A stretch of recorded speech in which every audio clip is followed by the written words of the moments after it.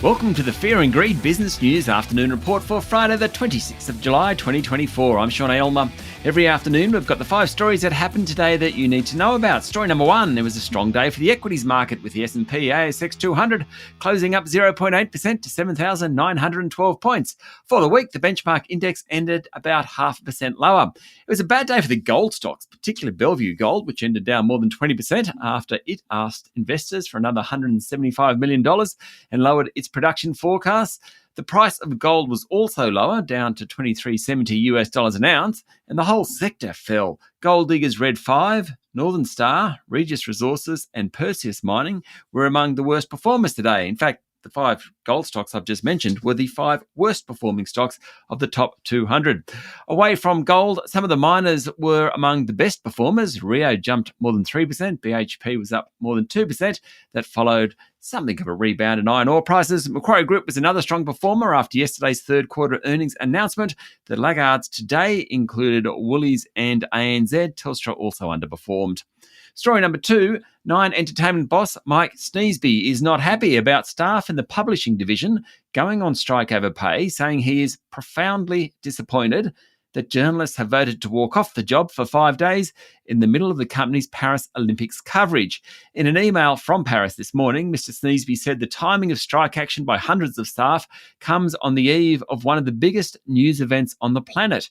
Nine will spend at least $120 million on the Olympics, including the broadcasting deal and production costs.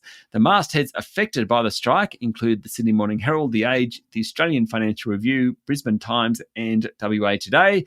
It also includes those reporters sent to Paris to cover the Olympics.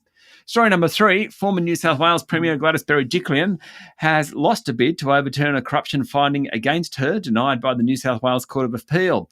In a split decision, New South Wales Chief Justice Andrew Bell dismissed her bid with costs. The former Premier had sought to overturn the Independent Commission Against Corruption's findings that she engaged in serious corrupt conduct pertaining to a breach of the ministerial code by failing to disclose her relationship with her then partner, ex-MP Daryl Maguire.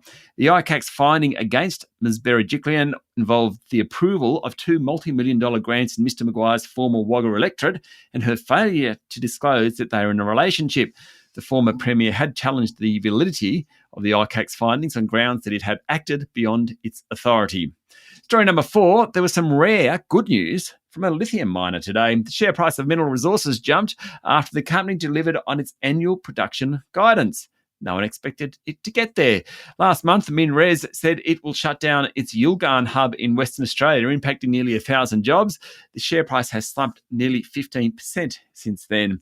That is, of course, until today's bounce. Investment analysts said the production update showed slightly lower debt than expected, a decent cash balance, and an average price of lithium that was better than its peers.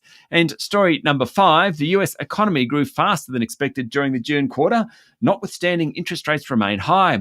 Gross domestic product rose at a 2.8% annualised rate during the 3 months, doubling the pace of growth from the previous quarter. Unlike Australia, where households continue to tighten their belts, in the US, personal spending jumped by 2.3%. A measure of inflation rose 2.9%, lower than the previous quarter, but still above estimates, according to the Bureau of Economic Analysis. While the result was higher than expected, the economy is still cooling, experts said, boding well for those hoping that the Federal Reserve will start cutting rates in September. That's it for the afternoon report for Friday, the 26th of July, 2024. Don't forget to hit follow on the podcast and find Fear and Greed on LinkedIn, Instagram, X, TikTok, and Facebook. Join Michael Thompson and I tomorrow morning for the Weekend Fast 5 by Fear and Greed. I'm Sean Aylmer. Enjoy your evening.